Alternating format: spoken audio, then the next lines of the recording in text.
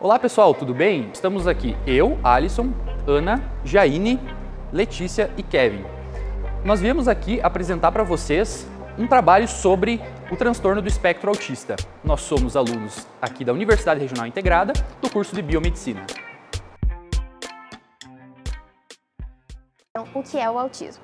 O autismo, então, ele é um distúrbio genético que ele é caracterizado por apresentar uma alteração funcional do neurodesenvolvimento.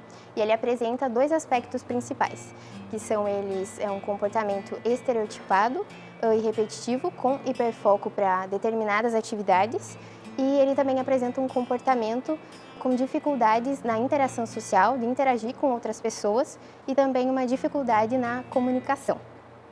E aí, como o autismo ele pode ser classificado? O autismo, então, ele pode ser classificado de acordo com os aspectos clínicos que o indivíduo ele apresenta. Dessa forma, então, ele pode ser classificado como autismo clássico, que é quando o indivíduo ele apresenta dificuldade na interação social, ele é mais introspectivo e ele também apresenta dificuldade de compreensão, seja de metáforas ou palavras com duplo sentido. E a sua forma mais grave apresenta uma deficiência mental importante que ela deve ser avaliada. Uma outra classificação do autismo é o autismo de alto desempenho, em que o indivíduo ele apresenta uma alta capacidade de inteligência. Ele tem um alto grau de inteligência para áreas que ele busca especialização, para áreas que ele busca maior conhecimento e tem um hiperfoco para essa determinada área. E uma outra classificação do autismo é quando, por mais que o indivíduo ele apresente algumas características, alguns aspectos clínicos relacionados ao autismo, mas ainda assim esses aspectos eles são insuficientes para classificar de acordo ou enquadrar esse indivíduo em alguma das classificações anteriores. E dessa forma, então, ele acaba sendo enquadrado como um distúrbio global do desenvolvimento sem outra especificação. E qual a alteração genética do autismo? O autismo, então, ele tem como alteração genética uma desregulação em um módulo de genes que eles se coexpressam e esses genes eles estão envolvidos na síntese, ou seja, na produção de proteínas de células que são responsáveis pelo desenvolvimento dos neurônios e também de um módulo de genes que é responsável por controlar as sinapses de um neurônio e outro e também por traduzir essas sinapses. De forma geral, então, o autismo ele vai ocorrer uma desregulação em genes que são responsáveis então tanto pelo desenvolvimento dos neurônios, como também pelas sinapses e a tradução delas. Por isso então que o autismo ele é um distúrbio funcional do neurodesenvolvimento. Muitas pessoas não sabem, acreditam que o autismo seja apenas um distúrbio genético, de origem genética, porém há alguns fatores ambientais que podem estar relacionados. Dessa forma, então, muitos estudos eles indicam que a deficiência de vitamina D materna durante a gestação, ela pode ser um fator de risco. Isso porque a vitamina D, com toda a sua importância, ela está envolvida na regulação de diversos genes e ela também auxilia no desenvolvimento normal cerebral do feto. Um outro fator seria o nascimento prematuro, geralmente inferior a 37 semanas, ainda mais aliado ao baixo peso. Que esses dois fatores, então, em conjunto, eles são um fator de risco e estão relacionados a um atraso no desenvolvimento da criança, seja um atraso no desenvolvimento linguístico, na capacidade cognitiva e da psicomotricidade, que então vai avaliar o movimento, a capacidade intelectual e também a capacidade afetiva. Um outro fator seria então a gravidez com os pais em idade avançada, que esse é um fator de risco considerando que as nossas células germinativas, que são as células que podem dar origem a um novo ser, elas passam por diversas divisões celulares ao longo da nossa vida. E essas divisões celulares, elas passam por mecanismos de reparo, que em termos mais simples são mecanismos que verificam e reparam erros. E ao longo da vida, esses mecanismos, eles de certa forma vão enfraquecendo, eles vão acabando se tornando menos exigentes e alguns erros, então, durante a divisão, eles podem acabar passando despercebidos.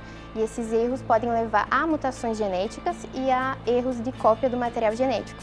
E isso tudo pode levar a uma maior probabilidade de se desenvolver distúrbios, a exemplo do autismo que estamos abordando agora. Olá! Seguindo a lógica do nosso trabalho, que é trazer novas informações sobre o autismo, eu vim aqui falar sobre os sinais e os sintomas. Antes de tudo, eu vim aqui falar que O que eu vou abordar aqui, os sinais e os sintomas que eu trarei nesse vídeo, não são, por via de regra, sinais e sintomas de todos os autistas, pois cada autista é um autista. E o autismo, ele vai variar conforme o seu grau de classificação. Então não dá para generalizar esses sintomas para todas as pessoas. Também peço para que, se identificar algum sintoma em você, não realize o autodiagnóstico. O recomendado é procurar um profissional qualificado para que ele sim consiga dar o correto diagnóstico e o procedimento de quais passos tomar acerca do transtorno do espectro autista. Os sinais e os sintomas mais recorrentes nas crianças são déficits qualitativos na comunicação e interação social, bem como um comportamento estereotipado de atividades repetitivas. O que isso quer dizer? As crianças e as pessoas que têm autismo, elas vão apresentar uma maior dificuldade de manter o contato verbal e não verbal com as pessoas.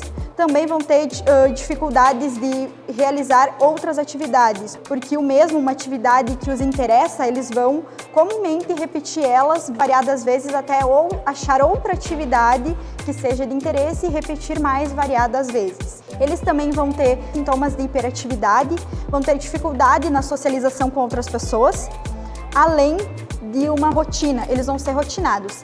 Se eles saírem dessa rotina, comumente isso vai causar um incômodo para eles, o que posteriormente pode causar os surtos que as pessoas dizem, que nada mais é do que um incômodo devido à saída da rotina, justamente por eles precisarem dessa rotina para manter a sua constância de vida. Mas vocês podem perguntar, Letícia, o autismo pode ser diagnosticado antes dos 3 primeiros anos de vida? Sim, o autismo pode ser diagnosticado antes dos 3 primeiros de vida, antes de 1 ano de idade.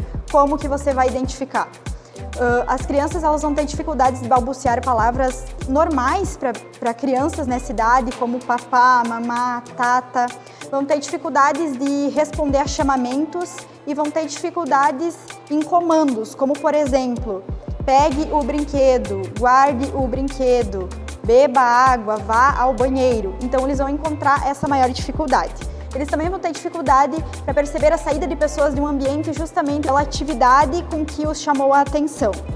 O autismo também associa-se a outras síndromes, a outras doenças, como a síndrome de Down, a síndrome de Tourette, hiperatividade, deficiências visuais e auditivas.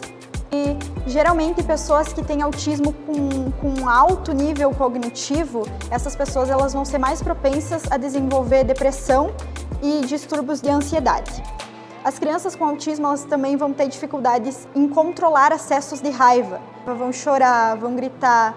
Muitas vezes as crianças, se estão com amigos, vão jogar brinquedo, vão morder.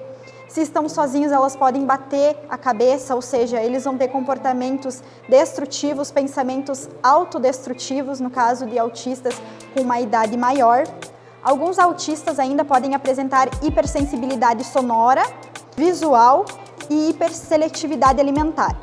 A hipersensibilidade auditiva, ela pode ser hiper ou hipo, muita sensibilidade ao barulho ou pouca sensibilidade ao barulho, muita sensibilidade a estímulos visuais ou não, e hiperseletividade alimentar, no qual eles vão comer alimentos só de uma cor, só de uma textura. Em um achado de estudo científico na internet de artigos baseados num estudo medicinal com psicologia, percebeu-se então que, além desses sintomas, as crianças autistas elas apresentam distúrbios gastrointestinais com diarreia ou constipação recorrentes. Eles também vão ter frequentes otites, ou seja, infecções auditivas, além de ter intolerância alimentar, alergia a alimentos. Eu vim falar aqui então para vocês sobre o diagnóstico. O diagnóstico do autismo ele é feito através de um neurologista ou de um psiquiatra. Uma das referências para o diagnóstico do autismo é a CID, Classificação Internacional de Doenças e Problemas Relacionados à Saúde. Esses manuais são divididos em 3 níveis. O primeiro nível, que é o prejuízo social, a falta de interação, a falta na organização e no planejamento, necessitando de pouco nível de suporte. Temos também o nível 2, que precisa de um apoio substancial, que tem prejuízos intelectuais, dificuldades com mudanças e dificuldades com interações sociais. Temos também o nível 3 de suporte. O nível 3 de suporte, ele conta com muito apoio, pois possui grandes déficits de comunicação e interação social, tendo uma inflexibilidade extrema, ou seja, uma dificuldade muito grande com mudanças.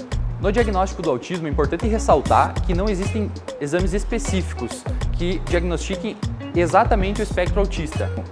É uma coisa bem complicada de ser feita, porque ele conta com mais de 130 genes que podem ocasionar sintomas do espectro autista. Então, o espectro autista ele é diagnosticado por psiquiatras e neurologistas de uma forma a analisar os sintomas e não tanto a parte gênica. O tratamento do autismo, ele não é baseado em medicamentos específicos. Ele é feito mediante um tratamento com pessoas que têm um convívio com o paciente, desde os pais, professores, médicos, terapeutas, fonoaudiólogos ou outros profissionais da área que tenham contato com o indivíduo portador. Além disso, é importante que o paciente tenha terapias, tratamento baseado nos processos que ele está passando, por exemplo, algum processo neurológico que pode afetar tanto o físico quanto o social do paciente. Sendo assim, o tratamento é todo voltado para esses sintomas que ele vai sentir no decorrer da vida. Assim sendo, não vai ter um tratamento com um medicamento específico, não vai ser descrito medicamento tal para todos os portadores. Vai ser de acordo com o que o paciente tem naquele momento, do que ele está passando naquela fase da vida. Vamos falar agora um pouco sobre a epidemiologia do autismo. O autismo não possui uma prevalência oficial aqui no Brasil. Em 2022, o censo acrescentou uma pergunta sobre o autismo na sua pesquisa, perguntando se a pessoa possui ou não autismo, podendo responder como sim ou não.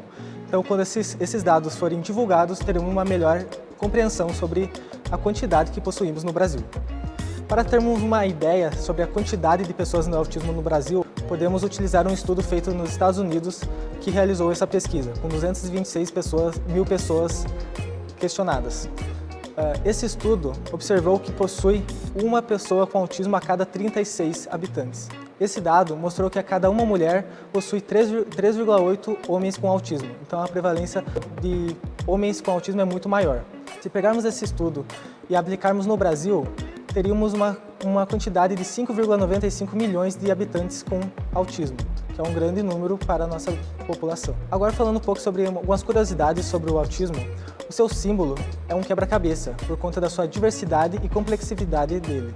Outra curiosidade foi que ele foi citado pela primeira vez em 1911. E em 1952 foi quando ele foi primeiramente diagnosticado como uma doença psiquiátrica. Uma outra curiosidade seria que em 2007 a ONU declarou dia 2 de abril como o Dia Mundial da Conscientização do Autismo. Para finalizar, se você possui autismo ou conhece alguém que possua, existe uma rede social exclusiva para autistas. Então você pode se cadastrar e acessar para ter novas informações e conhecer novas pessoas só acessando e baixando o aplicativo Tismo. Então, pessoal, se você gostou do vídeo, não esqueça de curtir, compartilhar e comentar, mandar para os seus amigos, mandar para os seus familiares ou para pessoas que possam ter autistas na família ou para pessoas que têm uma certa dúvida sobre o autismo, para repassar informação científica e correta sobre o tema. Nós, acadêmicos do curso de Biomedicina aqui da Unicampus Frederico Westphalen, agradecemos vocês pela atenção dada neste vídeo e esperamos um feedback nos comentários.